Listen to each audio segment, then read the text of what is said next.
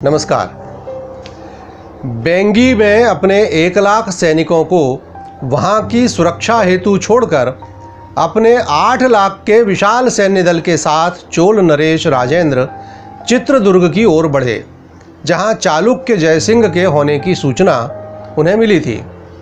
चित्रदुर्ग पर कब्जा तो आसानी से हो गया, किंतु जयसिंह तुंगभद्रा नदी पार कर अपने मासुंगी किले में सुरक्षित हो गए। चित्रदुर्ग में चोल सेना जश्न मना रही थी कि इतनी आसानी से सफलता उन्हें कैसे मिल गई और उनके मात्र 10 सैनिक ही मारे गए, जबकि चालुक्यों के लगभग 1000 सैनिक हताहत हुए। लेकिन सुबह होते होते उनके होश उड़ गए जब उन्हें ज्ञात हुआ कि चित्रदुर्ग के कुछ जलाशयों के पानी में जहर मिला हुआ है, जिसके कारण 3 महत्वपूर्ण सेनापतियों सहित 100 से अधिक सैनिक अकाल मृत्यु के ग्रास बन गए। राजेंद्र चोल गुस्से से आग बबूला हो उठे और उन्होंने बंगाल के पहले चालुक्य जयसिंह को सबक सिखाने की ठान ली। लेकिन मार्ग की सबसे बड़ी बाधा तुंगभद्रा नदी थी, जिसमें सुरक्षा की दृष्टि से चालुक्य राज ने कई कुएं खुदवा दिए थे, जिसके कारण हाथियों की मदद से भी उसे पार करना कठिन हो रहा था। इसका उपाय यह निकाला गया कि एक सकरा स्थान देखकर वहां बड़ी बड़ी चट्टानें डालकर एक बांध जैसा बनाकर कुछ समय के लिए तुंगभद्रा का प्रवाह रोक दिया गया, जिससे तली में बने कुएं सामने आ गए और उनसे बचकर सारी सेना कठिनाइयों सहित ही सही नदी पार कर गई। जयसिंह ने कल्पना भी नहीं की थी कि इतनी जल्दी चोल सेना उसके सर पर पहुंच जाएगी। फिर भी उसने रणनीति के साथ प्रतिकार किया। चोल सैन्य बल को बिना प्रतिकार के आगे बढ़ने दिया गया और फिर अकस्मात छुपकर चारों ओर से जहर बुझे तीरों की मार से उन्हें हड़बड़ा दिया। चोल नरेश राजेंद्र के सबसे छोटे और प्रिय पुत्र सुंदर केरलन सहित उनके कई सैनिक मारे गए। सुंदर केवल नाम के ही सुंदर नहीं थे, बल्कि सचमुच उनकी छवि मनमोहक थी। राजेंद्र के दुख का पारावार नहीं रहा। अपने आप को दोष देने लगे कि क्यों उसे युद्ध में लेकर आए, अब उसकी मां से कैसे नजरें मिलाएंगे।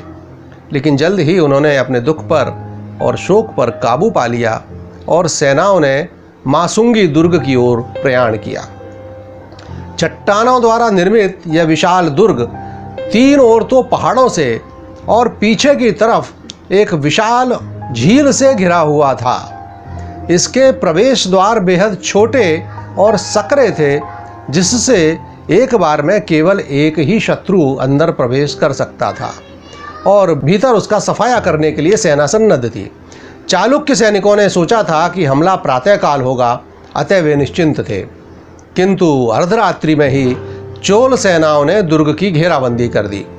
कुछ गोताखोर सैनिक झील की तरफ से दुर्ग में प्रवेश कर गए, क्योंकि वहां नींव कमजोर होने से आसानी से प्रवेश मार्ग बन गया, जबकि कुछ सैनिक गोह की मदद से दुर्ग की प्राचीर पर पहुंच गए। इन सभी ने तीरों में तेल से भीगे कपड़े बांधकर और उन्हें जलाकर चारों ओर फेंकना चालू कर दिया। भीषण आग की लपटों से दुर्ग के अंदर कोहराम मच गया। इस अफरा तफरी का फायदा उठाकर चोल सेना किसी सुनामी की तरह दुर्ग में धंस गई और देखते ही देखते चालुक्य सैनिक या तो मारे गए या बंदी बना लिए गए। राजेंद्र चोल को एक बड़ा खजाना तो हाथ लगा, किंतु जयसिंह एक बार फिर निकल भागने में सफल हो गए और सकुशल अपनी राजधानी मान्यखेट पहुंच गए। इतना ही नहीं तो बेंगी पर कब्जा करने वाले विजयादित्य भी महिपाल के पास बंगाल पहुंच गए। तू डाल तो मैं पात पात, ऐसा चूहे बिल्ली का सा खेल चल रहा था चालुक्य नरेश और चोल नरेश के बीच। स्थिति को समझकर राजेंद्र ने अपनी सेना के 4 भाग किए। वे स्वयं तो 2 लाख सैन्य बल के साथ मातुंगी में ही रुके, क्योंकि किसी भी समय जयसिंह के आक्रमण का अंदेशा था और दुर्ग को आरक्षित छोड़ना खतरे से खाली नहीं था। और शेष सेना 3 भागों में बंटकर 3 तरफ से महिपाल को घेरने बंगाल की तरफ रवाना हुई। इस अभियान का यह लाभ हुआ कि चोल नरेश राजेंद्र की शक्ति को समझकर और उन्हें उगता सूर्य मानकर ओद्धा और कौशल देश के राजाओं ने खुद होकर संधि कर ली और लड़ाई से तटस्थ हो गए। पहले ये लोग महिपाल के साथ थे। इससे चोल युद्ध वाहिनी को 2 तरह से लाभ हुआ। एक तो यह कि उन्हें मार्ग में किसी से कोई युद्ध नहीं करना पड़ा, मुख्य शत्रु महिपाल के खिलाफ उनकी सैन्य शक्ति यथावत बनी रही। और दूसरा बड़ा लाभ यह कि महिपाल को उनके अभियान की जानकारी नहीं मिल पाई। वह इस गफलत में रहे कि जब भी कोई आक्रमण होगा तो संधि के अनुसार पहले कौशल देश और ओद्धा अर्थात आज के उड़ीसा में उनका प्रतिकार भी होगा और उन्हें पूर्व सूचना भी मिल जाएगी। किंतु ऐसा कुछ हुआ नहीं। उल्टे ओद्धा के राजा इंद्रदत्त ने तो यह सूचना भिजवाई कि केवल 50,000 चोल योद्धा डंडा भुक्ति के रास्ते बंगाल की ओर बढ़ रहे हैं। कौशल देश के कमजोर राजा गोविंद चंद ने भी चुप्पी साधे रहने में ही अपनी भलाई समझी। अतः जब समुद्र सहित 3 ओर से चोल सेना ने महिपाल को घेरा तो उस समय वह पूरी तरह असावधान थे। अतः न केवल आसानी से पराजित हो गए बल्कि उन्हें बंदी भी बना लिया गया। बहुमूल्य संपदा, गंगा जल के विशालकाय पात्रों व बंदी राजा महिपाल के साथ जब चोल सेना नायक तुंगभद्रा के किनारे इंतजार कर रहे राजेंद्र चोल के पास पहुँचे तो उनका शानदार स्वागत हुआ। महाराज राजेंद्र ने महिपाल से सीधे सवाल किए, उन दिव्य आभूषणों को लेकर पूछा। लेकिन महिपाल ने गंगाजल हाथ में लेकर कसम खाकर कहा कि उसने उन आभूषणों को श्री विजय द्वीप के राजा विजयोत्तुंग वर्मन के पास पहुंचा दिया है। श्री विजय द्वीप अर्थात आज के मलाया, सुमात्रा, जावा। उसके बाद जब महिपाल ने खुद होकर उनके करदाता सामंत बनने की इच्छा जताई तो राजेंद्र ने उन्हें मुक्त कर दिया। लूट की अपार संपदा और दिग्दिगंत व्यापी यश के साथ राजेंद्र वापस अपनी राजधानी तंजावुर पहुँचे।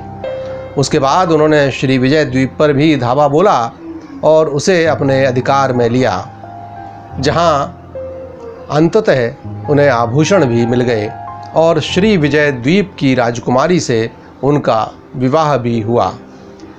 मेरी तरह आपके भी दिमाग में सवाल उठ रहा होगा कि क्या वास्तव में राजेंद्र चोल के उक्त सभी अभियान कतिपय तथाकथित दिव्य आभूषणों की खातिर हुए होंगे। यह वह दौर था जब महमूद गजनबी उत्तर भारत में लूट खसोट कर रहा था, मंदिरों का ध्वंस कर रहा था। क्या यह संभव नहीं कि ये सब अभियान दक्षिणावर्त को एक सूत्र में बांधने के लिए हुए हों? क्योंकि जिस प्रकार उन्होंने जीतने के बाद महिपाल को मुक्त किया, बेंगी के राजा के साथ अपनी पुत्री का विवाह किया, श्री विजय द्वीप की राजकुमारी के साथ स्वयं विवाह किया और उस राज परिवार के साथ भी आत्मीयता विकसित की, उससे तो मुझे यही लगता है। आपको इस श्रृंखला का दूसरा वीडियो भी स्मरण होगा जिसमें राजराजेश्वर मंदिर अर्थात बृहदेश्वर मंदिर का उल्लेख था, जहाँ के कलश में हर 12 वर्ष बाद कौंदों के बीज सुरक्षित किए जाते हैं ताकि अगर जल प्रलय हो तो शेष बचे मानवों के लिए बीज सुरक्षित रहें। भविष्य का इतना चिंतन करने वाले लोगों ने क्या महमूद के नेतृत्व में आई इस्लामी आतंक की आंधी के संकट को महसूस नहीं किया होगा? यह भी स्मरण रखना होगा कि बाद में चोल साम्राज्य भले ही कमजोर या समाप्त हो गया हो, किंतु आगामी अनेक वर्षों तक वहाँ हिंदुत्व की जय पताका ही फहराती रही। विचारणीय है। नमस्कार।